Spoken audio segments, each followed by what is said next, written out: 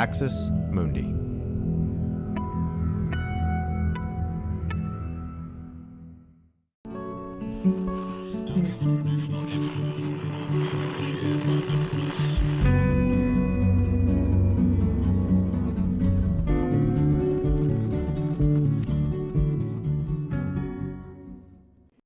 Welcome to Straight White American Jesus. My name is Brad Onishi, faculty, University of San Francisco, here today with my co-host.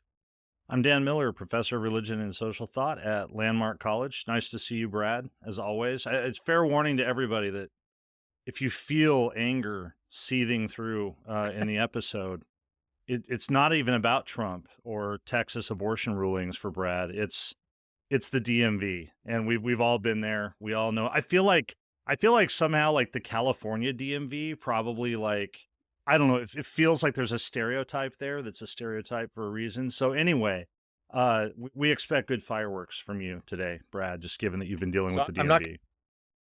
I'm not going to go into it. What I am going to say is that very soon, friends, and we don't have all the details for you yet, but very soon, Dan and I are going to start doing an extra episode per month that will be for folks that are subscribing to our thing here. And on those episodes, I promise to go into great detail about personal stuff like the DMV. I won't do that here because a lot of you listening are like, didn't come here for that, Brad. Came here to hear about Christian nationalism and religious studies and, everything else. So if you are a fan of ours and you want more of Dan and Brad talking about cargo shorts, minivans, the DMV, and all the other things related to that, we're going to start an extra premium episode every month, and we'll ask questions that you all send us, and we'll do all kinds of fun stuff. So I'll just tease it that way. I'm not going to tell you what happened at the DMV. I'm going to tell you that if you want to know about the DMV and many other things, you're going to want to subscribe and tune into that premium episode. I will just plug, though, if people have seen Zootopia with the sloth who works at the DMV, it is like the most genius thing ever when I saw that. So, if you've never seen it, Google it. It's worth the few minutes on YouTube to see it. All right. Look, I'm not going to do it. I am tempted to give you my opinion of the Zootopia film. I'm not going to do it. I'm going to save it for the premium episode because the Zootopia film, not bad. Now, is it the best one I think out there as a man who watches a lot of these films with his 2-year-old daughter? I have a list, and you might get that on the premium episode. It's going to be crazy. All right. Enough. Here we go. Today, we're talking about Trump wants to be a dictator. We're talking about Texas and just another cruel and draconian judgment regarding reproductive rights in that state. And then we're going to talk about Satan in Iowa, the satanic panic at the Iowa Capitol, and the Christian nationalism that is at play there. So, Dan, I'm going to throw it to you. Let's hear about Texas and the case that the Supreme Court of Texas heard this week and all the fallout. I'll throw it to you. Yeah, so a lot of people have heard at least parts of this. It was a pretty fast-moving case, at least, number one, both in legal terms, but I think also by the time sort of national media had picked it up. But a Texas woman named Kate Cox sued Texas, arguing that the Texas abortion ban, which folks probably know is among the strictest in the country, right, in terms of what it does and doesn't permit and so forth.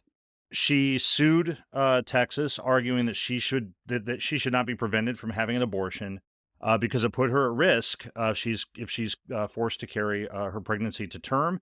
It's worth noting she's a mother of 2, so this is not some, I don't know, stereotype that people on the right have, that people seeking abortion are all fire-breathing, angry feminists who hate babies or, something, whatever sort of images they have. The reason she did this, she's 20 weeks pregnant. She'd had 3 ER visits in a month due to various kinds of complications. And she argued that she's at risk for severe complications if she has to carry the pregnancy further, including loss of life. As this has all been reported, I'm not saying anything weird or private here. Her first 2 births were by C-section, which means that she's also under increased risk of like uterine rupture and different kinds of things like this. Those of you in the world who have been, involved with having babies know that that's a real thing. And her baby was diagnosed with something called trisomy 18. I don't know a lot about what that is. But it's a severe medical condition. The baby is not expected to survive more than a few days after being born. Things that I've read said that most fetuses, about 95% diagnosed with this, don't survive to term, are not carried successfully to term.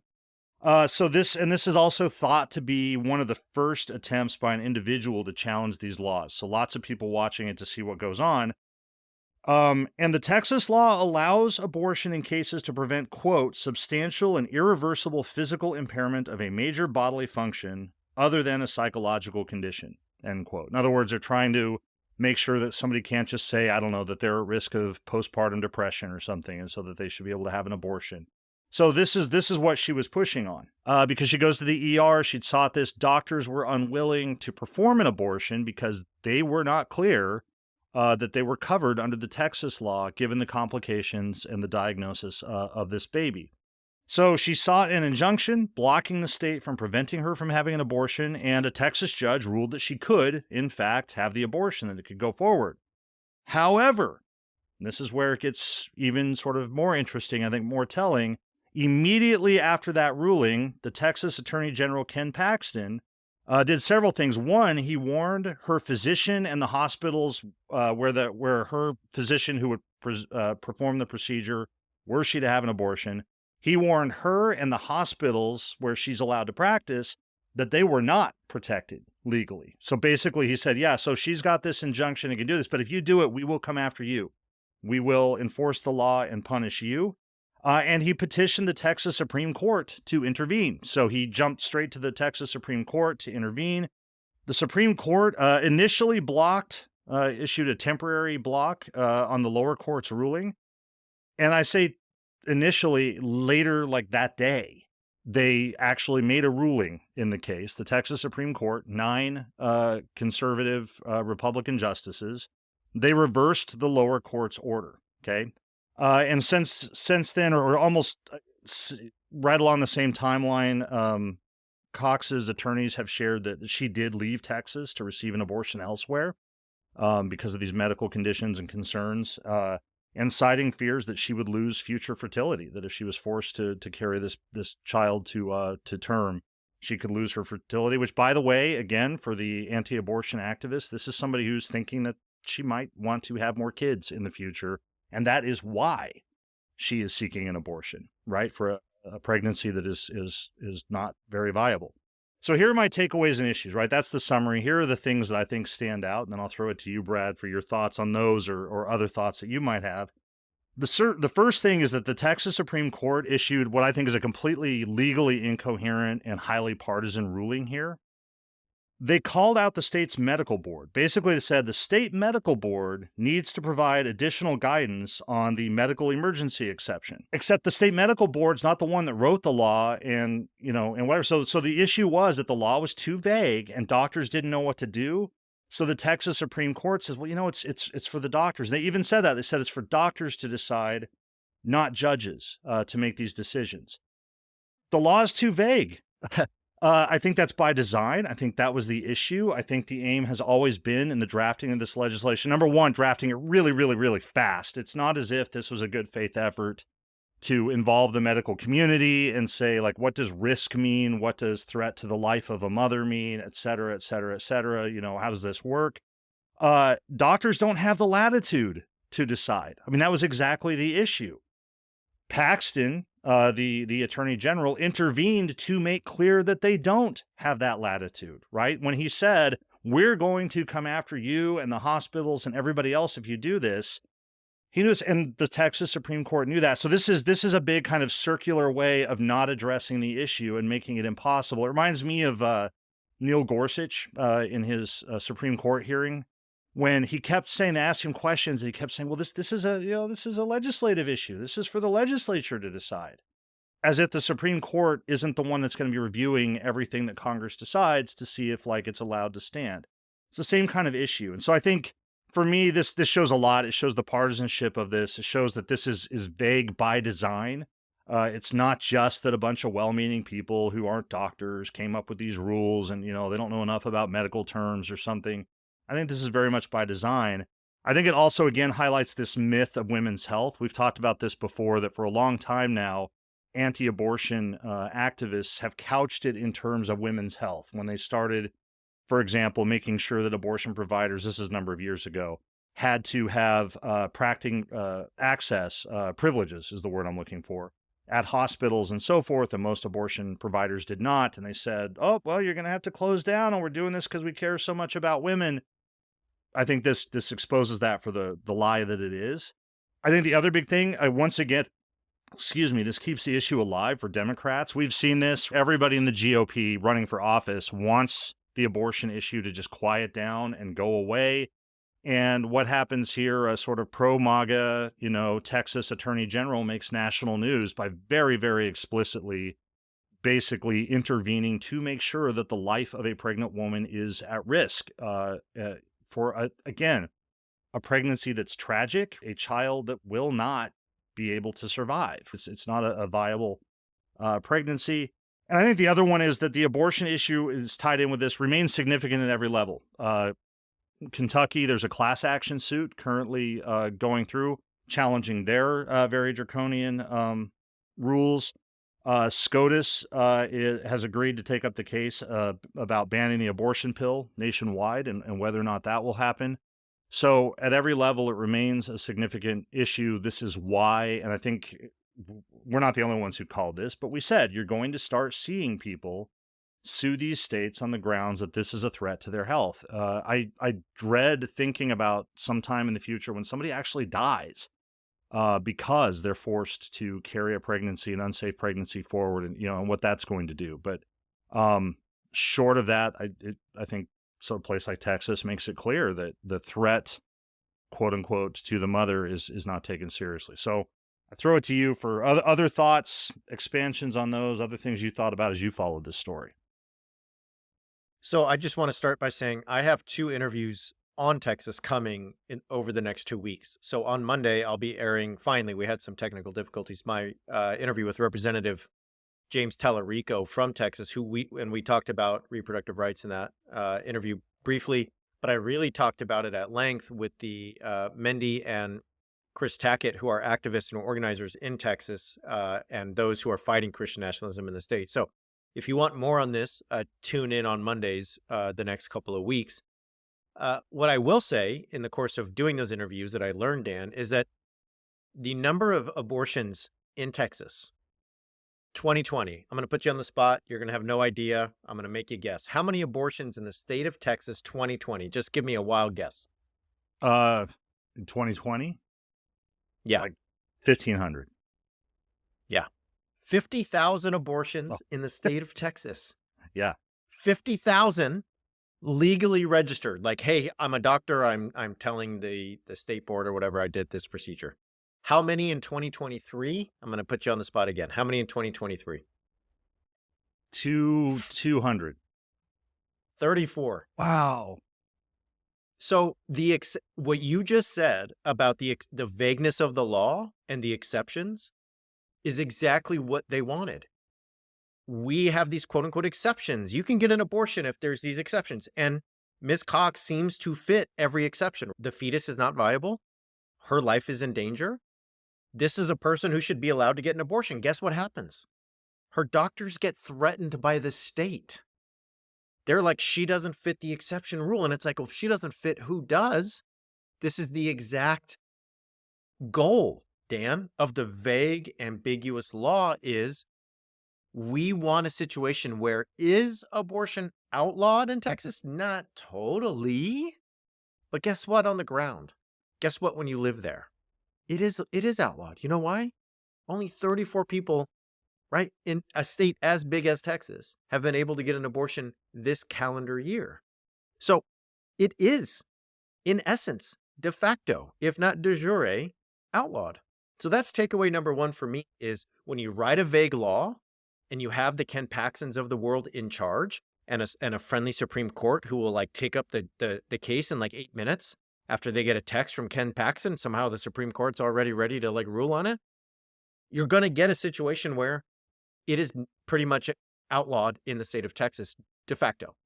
Second, as you say, this is one more example of this specific issue being alive and really, really important to millions and 10 millions of Americans. And Republican elected officials, at least, are starting to catch on. So I will say, if you look at Ted Cruz and what he is doing, people are asking about this. Interviewers are walking up to him and being like, "What do you think about the Cox case and abortion?" And he's like, "Oh, call my press office." And the reporter's like, "Yeah, I called them for the last 2 days. They won't tell me. I'm asking you. You're right here." And he's like, "Oh, okay." Right? Because you know what, Dan? He doesn't want to get on the record because they're starting to realize just how bad this looks for them. So in one sense, they're pushing forward with this truly hellish approach to reproductive rights or non-rights in Texas. And on the other hand, there is a now conscious concern on the part of Republican lawmakers that if we keep going down and sort of centering on this, it's not going to go well at the ballot box. So those are two takeaways from what you said. And those are the things I couldn't stop thinking. Now, last thing, and I'll throw it to you, is Miss Cox is able to leave the state. She's privileged. And I'm not judging. When I say that, I don't mean that's a judgment. I'm saying she had enough money, right? She had enough time to to go somewhere else where she get an abortion. And I'm glad. Don't get me wrong. When I say privileged, I'm not, there's no snark or judgment. Or the reason I use that word, though, is because there are a lot of women in Texas, and all of you can imagine this, who don't have that time. If they cannot leave work, they don't have anyone to watch their other children. They don't have an ability to travel hundreds of miles by car or to buy a plane ticket. So you can say, why doesn't everyone just do that? And I'm thinking of that person who just worked a double shift, at Walmart, and who has two kids at home and is like, I don't have money to fly to California to do this and come back. Who's going to watch my kids? Where do I get the airfare? Blah, blah, blah. Time off work, blah, blah, blah, blah, blah. So, all right. Those are some takeaways on my end. Final thoughts on this one? So well, first, like, clearly undershot the 2020 number, which I think just puts it in Well, perspective, like, of like what a significant issue this is. Another thing to throw out is that I think one of the ways that this works with the vague language, and by definition, is pregnancy is risky. I mean, being pregnant is risky. Everybody who has been pregnant, has known people who's pregnant, know that there are risks inherent to being pregnant. I think that also creates the wiggle room for this, or makes it so the doctors are like, because no doctor worth their salt is going to say, here is what will happen if you carry this to term. They can't predict that. Like, and so those kinds of inherent unknowables turn into license for not allowing things to happen.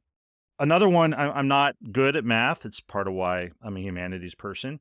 But that number is something like a 99 and 93 100ths of a percent drop in abortion. As you say, it's a ban. And in all of these states that want to say that they're not banning abortion, that it's reasonable, that, oh no, we've taken into account, the health of the mother and, so forth, absolutely have it's not. this is moderate. Yeah. This is Yeah. moderate. Yeah, well, and it is. It's the same thing. You get the Republicans that are like, I'm going to put a moderate, like, 16-week ban. That's my moderate move, right? She's 20 weeks pregnant, folks, right? So I think it just puts it into perspective. And again, I'm just going to say this. This is about targeting women and people who can have babies. That's the aim. And I know that I hear from people who still, I don't know, maybe it's because their mom or their friend or their brother or their sister or somebody is still in that evangelical world and they want to give it all the benefit of the doubt, that they mean well and they just don't know. And I'm telling you, I don't think that they do.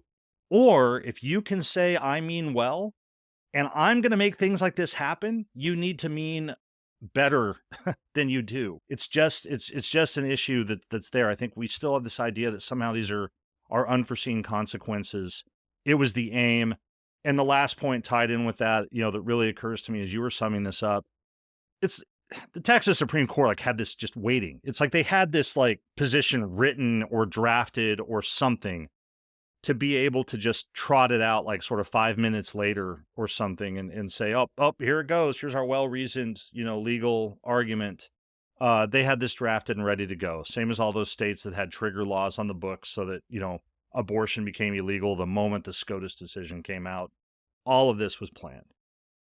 This relates to something that's happening in Kentucky, so I wanna throw it to you here in just a second to talk about Kentucky and a kinda related, case. I'd just say that on that point of meaning well, I think the cases like this one with Ms. Cox really they have the chance to kinda shatter the worldview, for some evangelicals and others in those cultures, and here's why I say that. It's one thing to be presented with, a situation where abortion is wrong, you think abortion is murder, etcetera. What this case does, and it's not gonna be one that reaches all those ears and all those eyeballs, because Dan, you've been in those spaces. They're very protected. You don't usually have access to the information in ways that are not full of propaganda when you're in those spaces. They're largely filtered and heavily mediated.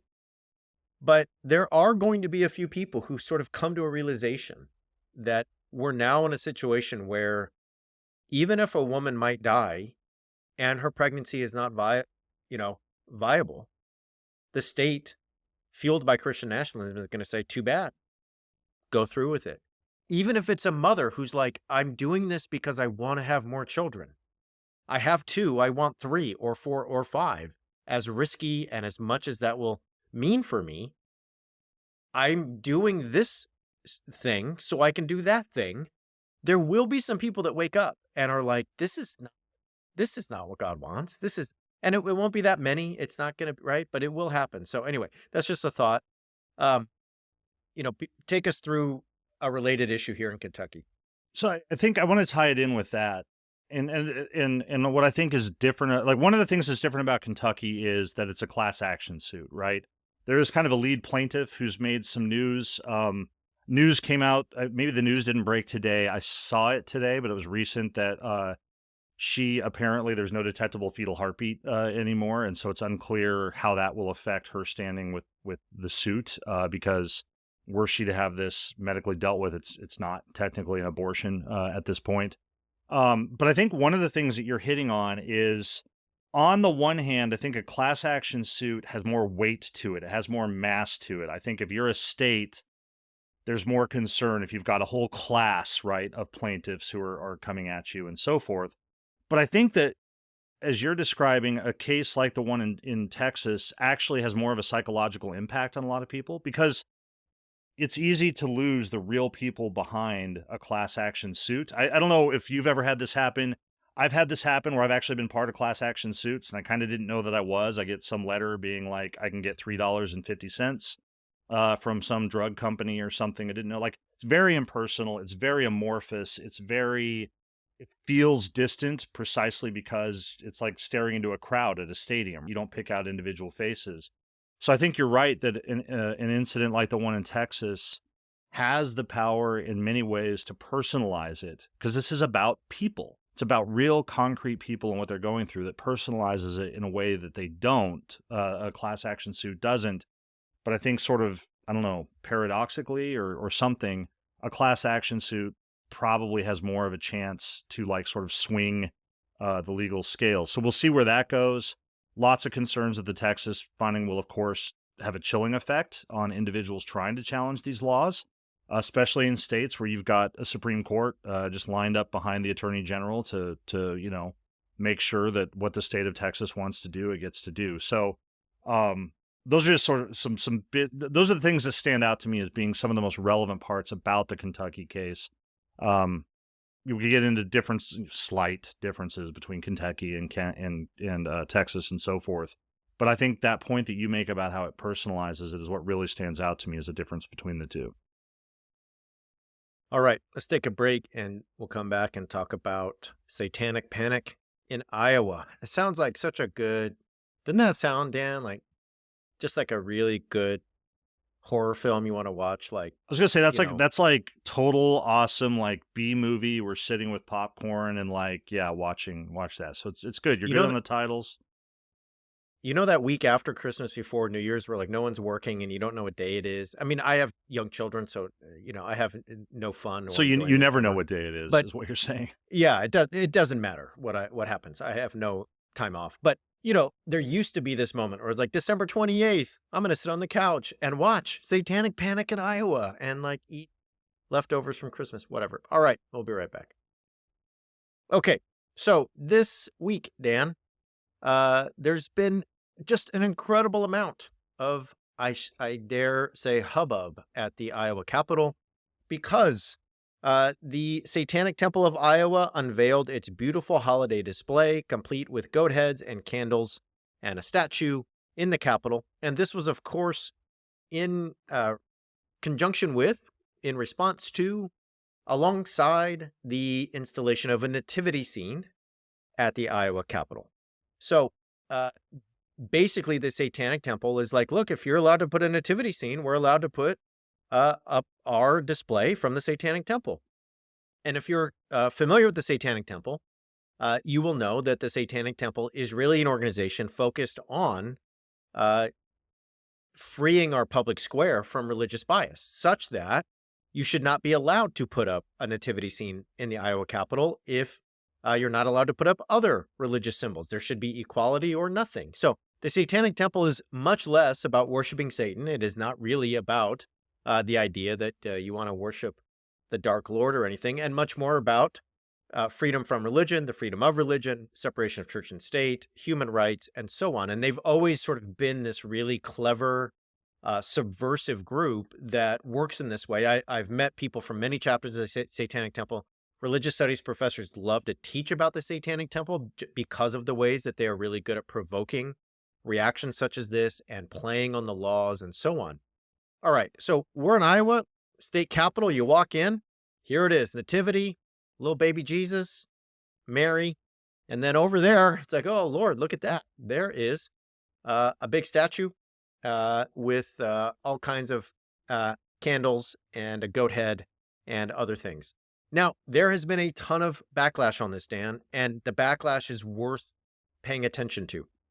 So Kim Reynolds, the governor, said, this offends me, but it's part of freedom of religion. So Kim Reynolds, right, for all the ways that I disagree with Kim Reynolds on so many things, like, yeah, this offends me as a Christian, but this is how it works. You get to have freedom of religion and equality for all religious kind of groups. Okay.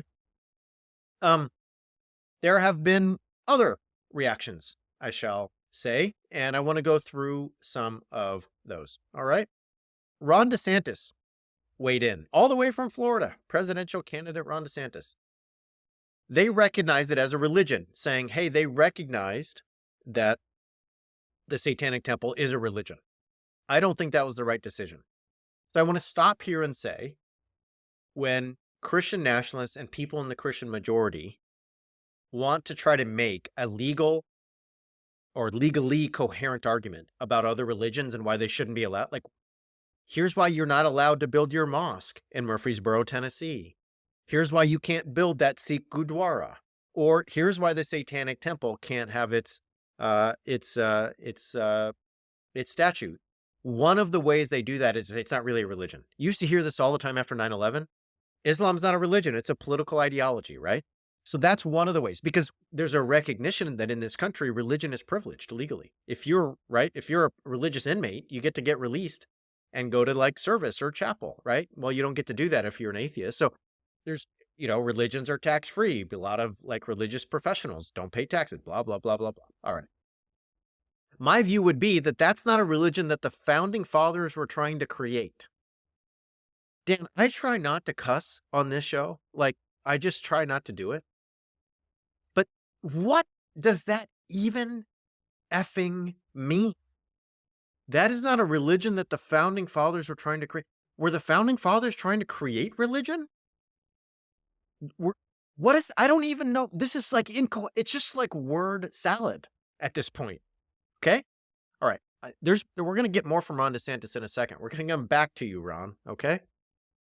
All right. Let's read another one here. I'm going to go into a couple more. So this one is from William Wolfe. And if you're on Twitter, you know William Wolfe as a Christian nationalist provocateur who writes for the American Conservative. Okay. I'm going to read one quote, Dan, and then I'm going to give you the two major tenets of his article he wrote for the American Conservative. And the title of that is there's no constitutional right to Satan worship. Okay? So here's what he says. Here we've gone wrong. Once the traditional understanding of religion at the time of the Constitution was ratified is discarded, we have no clear way to define the contours of what constitutes a religion at all. So we resort to allowing courts to make up tests and rules. The Supreme Court suggested that when determining whether a non-traditional religion has First Amendment protection, we should ask whether the claimed belief occupies the same place in the life of the objector as an orthodox belief in God holds in the life of one clearly qualified for exemption. Here, the question is not about the content of the beliefs, but only whether they are held and lived with similar vigor as that of the believing Christian. So William Wolf's doing a bunch of things here, most of them not surprising if you know about him. He's saying that Christianity and his version of Christianity and the way he sees it are the standard for religion in the United States, such that if your religion doesn't look like mine, if it doesn't feel like mine, if it isn't practiced like mine, then it's probably not a real religion. He even says non-traditional religions. What does that mean? Again, as a religious studies professor, I just want to go outside and yell into a burlap sack until my lungs hurt, and then go inside and watch Satanic Temple at Iowa and not talk to anyone. Because what is a Mormon? Is the Latter-day Saints in there? What counts as a non-traditional religion? All right, so that's there. And if you're listening and you're a religious studies scholar, you know in and out that this is how this has worked in this country forever. Religion has to be shaped and contoured to Christianity, otherwise it doesn't count as a real religion. And people, Asian Americans, South Asian Americans, African Americans, so many people from Latin America and other places have had to go before the courts for so long. People who are Sikh, people who are Buddhist, people who practice what is known colloquially as Santeria, and basically say, yes, I'm religious. I'm sorry I don't look like the white Protestant William Wolf. I'm sorry that my worship isn't the same. As a Hindu, I'm sorry I don't go to temple on every Sunday, or that I don't pray like you, or that I have more than one God, but I'm still religious and you should still afford me that right. Okay. So Dan, if I read the article in the American Conservative by William Wolf that says there is no constitutional right to Satanism, it says, his argument comes down to this. The Satanic Temple is not a religion because of originalism. So basically, when the founding fathers envisioned religion, William Wolf is like, they did not envision the Satanic Temple. Therefore, there's no way it could be a religion. Dan, I've been like ranting as a religious scholar. I'm not a legal scholar, but we cannot operate this way. This is so specious as an argument that whatever the founding fathers had in their mind as religion is what counts as religion. Were they thinking of Hindus, of Buddhists? Were they thinking of Sikhs and the Sikh religious practice? I mean, I don't even want to like justify this by going through religious traditions they didn't think of. So originalism is one idea, and the other idea is basically that it's blasphemy. So he goes through this whole thing where he says that blasphemy laws have existed in the United States, and that if you look at the Satanic Temple's teachings and website and all this kind of stuff, that it clearly blasphemes the name of Jesus Christ. That there is a sense in which the Satanic Temple is just based on blasphemy, meaning of his Christian God. So, therefore, it should not be allowed. I'm sorry, I'm like exasperated by this. This case is exactly why we talk about Christian nationalism all the time. And let me explain why. I think William Wolf's argumentation here is so embarrassing. I think it's embarrassing to say in public, you're blaspheming, you're offending my God, therefore you're not a real religion. Are you serious? Is your God that weak? Are you that weak? Is your God that tiny and small? Listen, dude, like when my 2-year-old gets pushed on the playground, God, everything inside me is like, I want to protect her, right? But you're talking about the creator of the effing universe, you puny, puny, puny little Christian. So you're telling me that if I say something not nice about your God, I'm not really religious? Damn, dude. Wow, that's weak.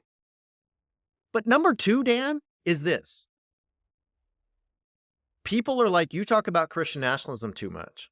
Those people in Iowa are just good, God-fearing people that want conservative values. Leave it alone, man. Come on, what's the big deal? Well, here's the big deal. When the Satanic Temple puts up their display, the reaction is not, that kind of gets under my skin. I don't agree. That's not my religion. And that's actually a religion that it kind of makes me uncomfortable. But I'm an American. I love the Constitution. I love the freedom of religion. I love the freedom of speech. So you know what, Johnny, Dougie, we got to just live with it because that's what it means to be an American. That's what we fought for in World War II. That's why we stood up to Hitler. That's why we stormed the beaches of Normandy, is for freedom of speech and the Constitution. You know what they do? Here's what they do. Today, somebody destroyed the display. A guy who ran for Congress in Mississippi, a former military veteran, decided he needed to take things into his own hands, and he beheaded the statue.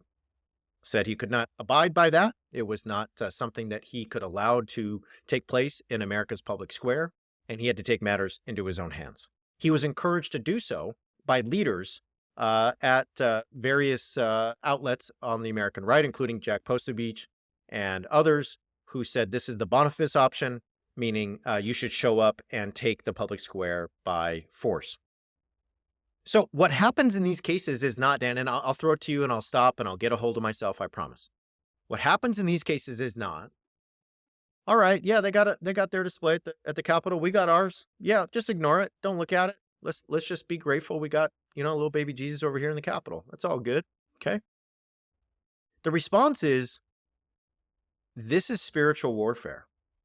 That if Satan is allowed in the Capitol, the nation will be punished and suffer. That we're allowing demonic forces to take over. And Dan, I'm going to dare say you heard this kind of talk when you were an evangelical. That if you had idols near you, that if you were willing to abide by like the forces of other gods in your midst, you would be infiltrated by their demonic forces. I dare say you heard this, and I'm happy to hear in a minute if you did. And so what that means to me is democracy be damned, Constitution be damned, freedom of religion be damned, freedom of speech be damned. Do you know what needs to take precedent? Our spiritual authority. So we're gonna call Kim Reynolds and say, I can't believe you allow this. We're going to complain and whine. I mean, there were state reps after state rep in Iowa, Dan, saying this has to come down. You cannot allow it. Ron DeSantis is weighing in. You know what Ron DeSantis said? I'm going to give the guy who destroyed the statue 10 grand for his legal fund. That's what he said. That's Christian nationalism. You don't have to be at J6 or riding in the Capitol or whatever to be a Christian nationalist. You can be someone in Iowa who's like, I will not stand by this thing being in our capital, and I'm going to do everything I can to get rid of it. That is Christian nationalism, period. All right, time to take a breath, drink some water. Off to you, Dan. Here you go.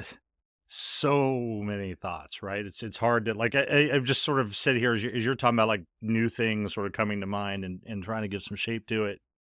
A few things here. One is that notion of, and I've heard this before too, it doesn't occupy the same space in their life as religion does in mine. Or, basically it's the claim that religion is really, really important to me and it's somehow superficial to these folks or whatever. But I just want to highlight how selective that argument is. Because when all the black people are out marching with their pastors in the front of the line as a part of a spiritual practice, we're told they need to keep that in the church, or that's not really religion, or, it's basically that their religion is occupying too prevalent a place in their life. Or stuff this week I was reading about the American Council of Bishops and, not liking Pope Francis and like whatever, like, what place does religion hold in the lives of these Catholics who are, rejecting the authority of the Pope? Like, does that work, right?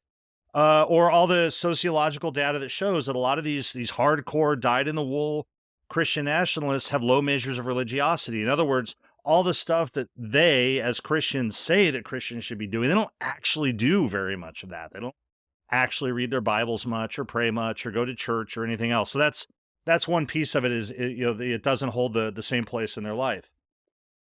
Dan, you and I, did you learn Greek? Yes. Did you learn Greek? Did you learn Hebrew? Yes. Yeah, I didn't learn Hebrew. I did do Greek. I did French. I did German. Yep. Also, I could read the New Testament in its original language. Also, I could read all the theologians that were writing in French and German. And then I spent 10 years in grad school just doing nothing but reading about Christianity, including the Bible. I am way more religious than anyone you just talked about, according to their rubric. All right, just going to put it out there. Yep. Yeah. So I mean, you've got all of that kind of stuff. Here's another one about the founders and the originalism. The founders, I mean, we're talking about like the Thomas Jeffersons of the world, the George Washingtons of the world. You know what they would have rejected? They would have rejected contemporary Pentecostalism. They would have rejected mainstream white American evangelicalism. And if you want to try me on this, feel free to try me on this, because they would have said that it was quote unquote enthusiasm. They would have thought it was this kind of scary religion of the masses, that it was irrational, that it was too disorderly. They never would have accepted a vision of like a sort of church service of people talking about hearing directly from God and bypassing clergy and on and on and on and on. So if you want to play that originalist game with some of the founders, that's fine. But they would never have accepted that kind of mainstream American religion as something legitimate as well. They couldn't even deal with the Quakers, just getting in there being quiet. That offended Yeah. them, much less everything you're talking Right. about. Yeah, when you have a friend's service where like nobody's feeling the spirit move, so everybody just kind of sits around, for a while and calls it a day. And let me be clear, I disagree. I'm not a legal expert either, but I disagree with the notion that that means that they would have said we can't have evangelicals or something. There were motions in the Constitutional Convention to declare Christianity the official American religion, and they didn't do it. They chose not to. Another thing, now that I'm ranting, people have heard me say before that when it comes to church safe, I'm a super traditionalist, like 18th century Baptist. One of the groups, we've talked about this before, that championed the First Amendment, that championed freedom of religion, were the Baptists. In my neck of the woods here, Danbury, Connecticut, Thomas Jefferson's famous wall of separation language was in a letter that he wrote to the Danbury Baptist Association. They were explicit that this included Jewish people, that it included Muslims, that it included Hindus, right? So yeah, not the full like panoply of religious traditions that we might think of now, but it was a lot broader than this American myth that we have. Well, they just meant different kinds of Christian denominations, right? That's what they really meant was Christianity. And then just another thing about, I was going to say the same thing about like how weak is the God that you has to have your arguments about blasphemy defend it, right? I am so tired of having conversations with people who believe that, like, I don't know, God parted the Red Sea literally, and God did all of these powerful things and can cure diseases and whatever, but like is somehow threatened by like a weird statue in the Iowa State Capitol, right? Or that at the demon, and I grew up hearing that. It's like, you open the door a little to demonic influence, it'll come flooding in, and all of this kind of political theology that if it's in the leadership, it'll trickle down to everybody else, unless it's Trump, right? And then his immorality doesn't matter. So that's like this super scary, threatening thing. But I mean, if you like knocked the head off the statue, you fixed it. Like, really? Like, well, that didn't seem so scary. Or there's the option of just saying, you know what, we're not going to have any religious displays in our state capitol. Everybody can do what they want to do. You worship as you want to worship, and we're just not going to have it. Like, we'll just all take our toys and go home and play our own games, and like that's fine. Or there's the logic of, I'm sure you've heard of the film The Last Temptation of Christ. Lots of people have heard of the film The Last Temptation of Christ. You know why anybody in like 2023 talks about The Last Temptation of Christ?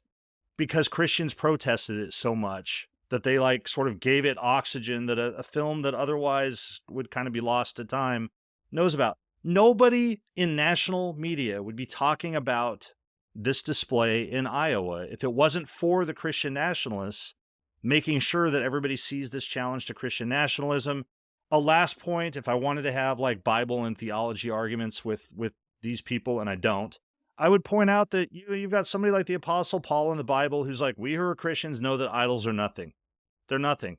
So put your scary goat head statue up if you want, but we real Christians know that they're not real. Or like, if that's really what you believe and that's what you say you believe, who cares? So brings us back to that point of, I think we might call it the weakness of strong religion. This is a thesis I wanted to kind of explore more, and I never really have, but it feels like there's a correlation sometimes that the stronger somebody claims their divinity is, the more insecure they seem to be about needing to defend it or take up arms for it or whatever. And I think that there's a deep, deep kind of contradiction in that. And you find it in religious nationalisms everywhere, be they Hindu, be they Muslim, be they Christian. You find those notions of, the stronger your God claims to be, or you claim your God is, the more that God rules by authority with an iron fist, the more it seems like that God needs like angry people, and in this country, mostly angry white people, to like stand up and defend God. So yeah, lots more thoughts than I can possibly share.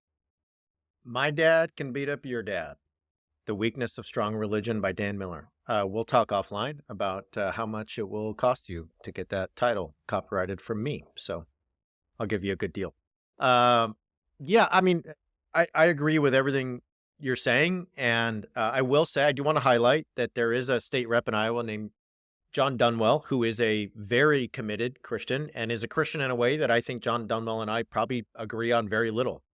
But he has basically come out and said it is absolutely the right of these folks to have this. And guess what? As a Christian, I'm not going to do anything to try to get rid of it, because what we should be doing as Christians is trying to build the kingdom of God through love and grace and inclusion. So John Dunwell, theologically and politically, I don't think I have much to agree with on, but he has come out and said that. And then the likes of Jack Posubich and others on the right have just lambasted him, said that he's uninformed and he's weak and he doesn't get it and he's not a real Christian and he worships, two masters and all this kind of stuff. So there are people kind of, arguing along these lines, but they are getting completely In scathed line with by somebody the like American him, right. in line with that traditional Baptist vision, if your religion is better, if it's truer, if there really is this God that is working to convert people and so forth, then go do that.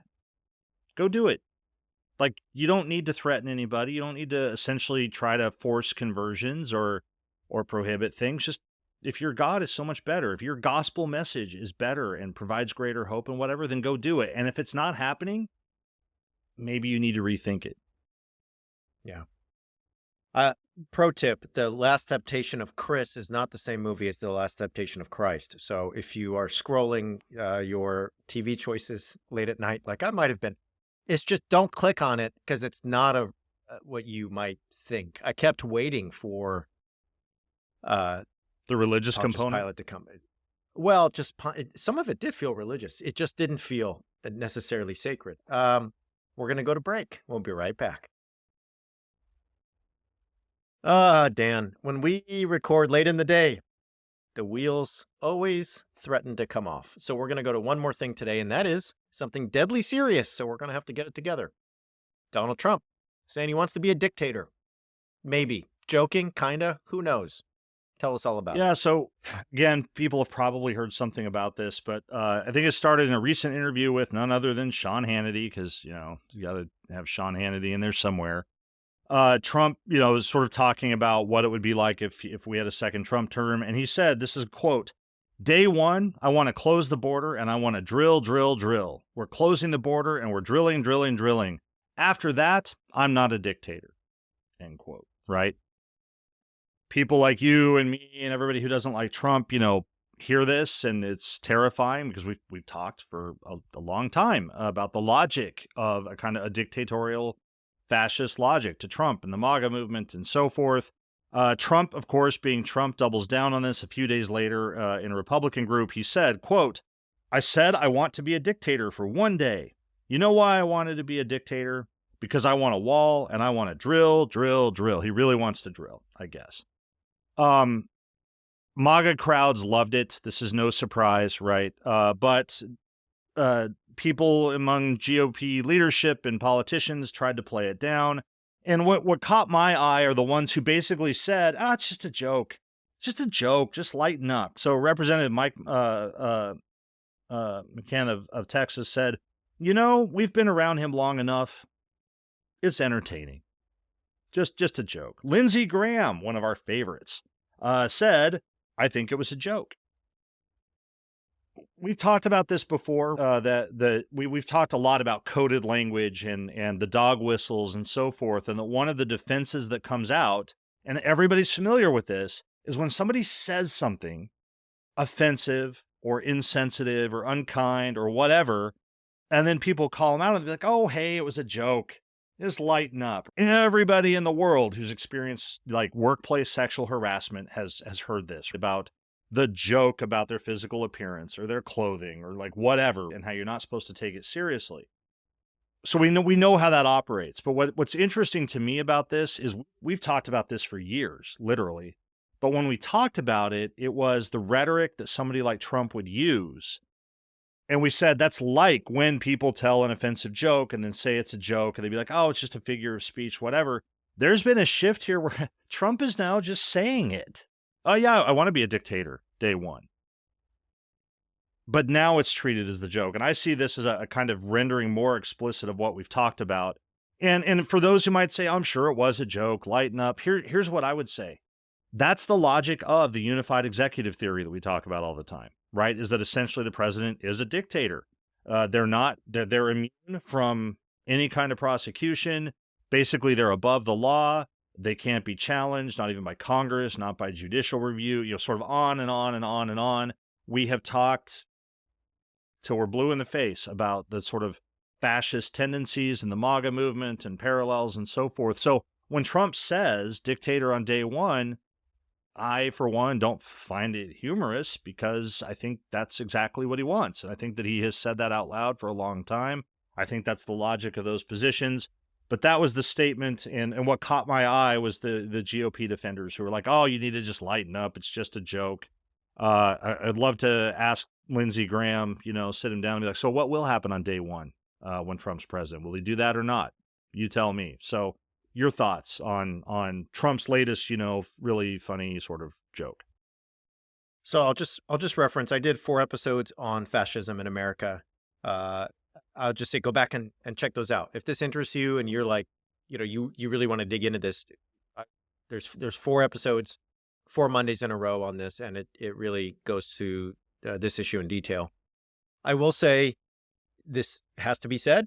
All of you listening know this, but let's just be reminded: the man who said this incited a riot to stop the certification of the election he lost. He's never admitted he lost, and he continues to tell a lie that he won. This is not somebody who's just saying, this is not Vivek Ramaswamy. This is not some other blowhard who really has no chance of being in power. This is the guy who started a riot to stop him from losing an election. This is a guy who held up a Bible after having peaceful protesters sprayed.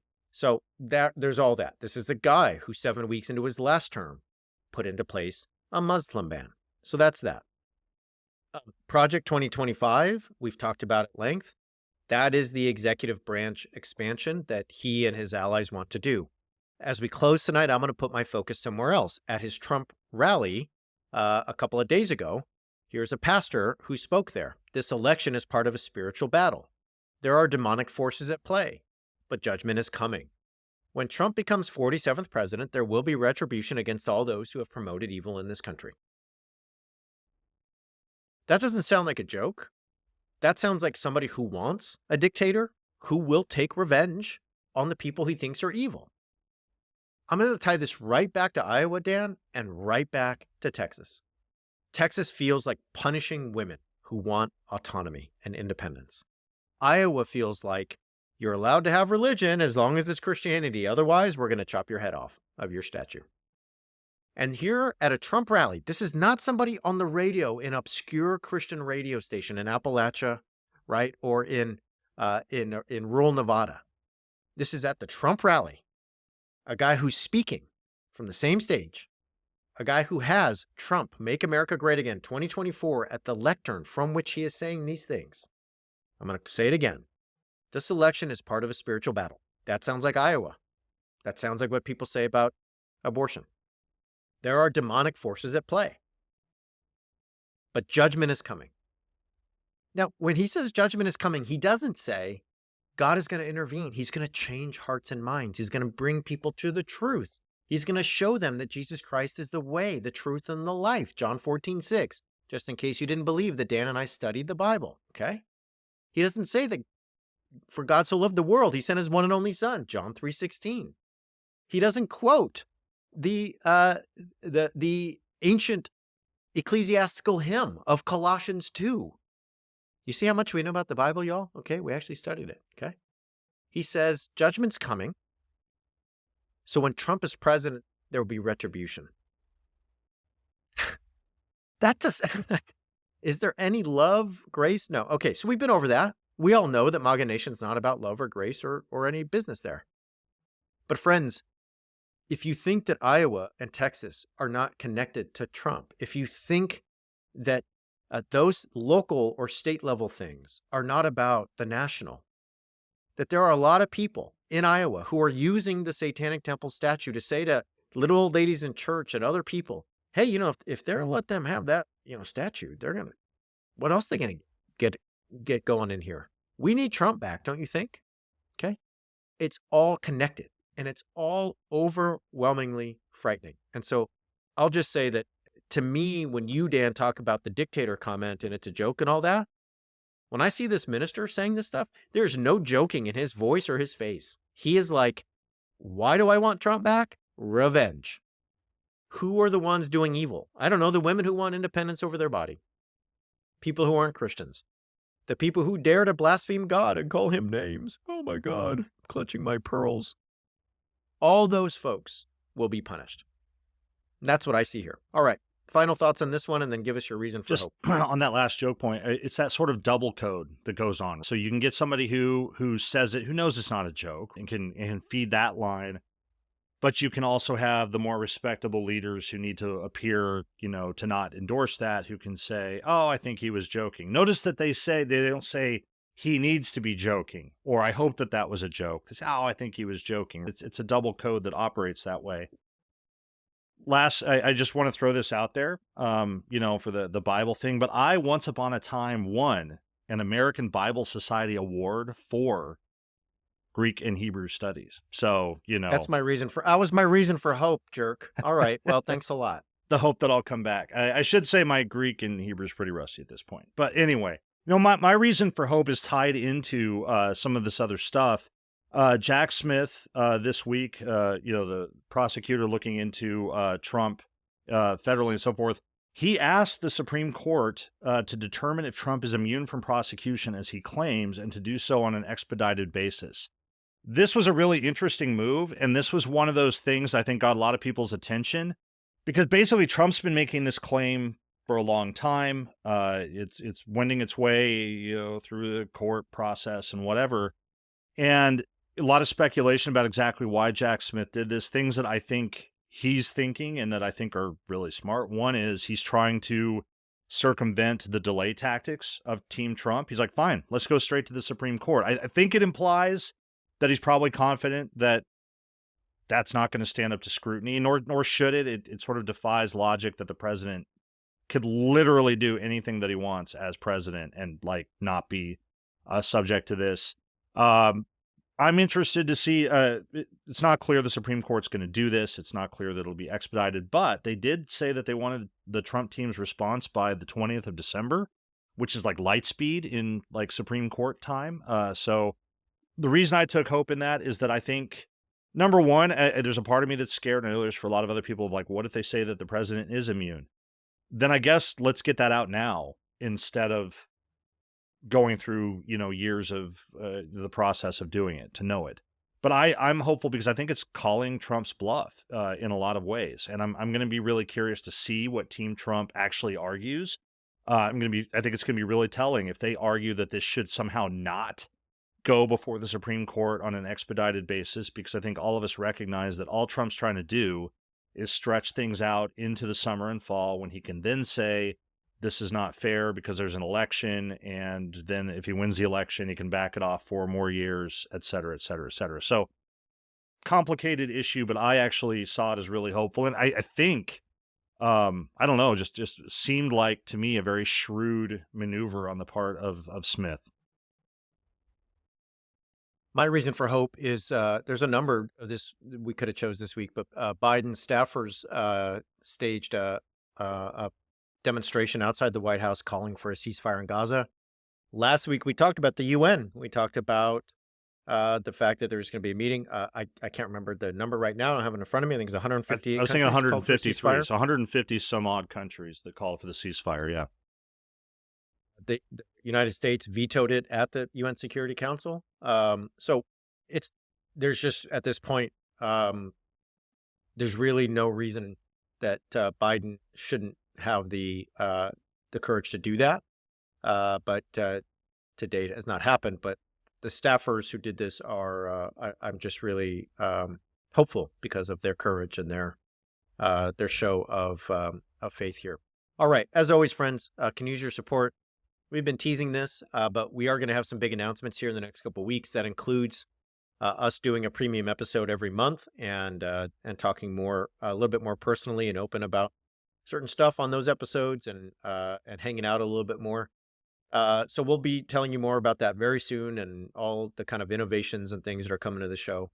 Uh, but until then, check out our link tree. Check out all the things we do on Patreon, on Venmo, on all our book recommendations, our merch, our books, all that stuff. It's all there. We do the show the best we can, 3 times a week. We do it, rain or shine, and we do it through the holidays, all that stuff. So check it out. We care about y'all. We're so thankful for you. If you send us emails, we're gonna do our best to get back to you. There's just so many, and it's just a really busy time. But appreciate y'all. Hope you're safe. Thanks for listening. Catch you next time. Thanks, Brad.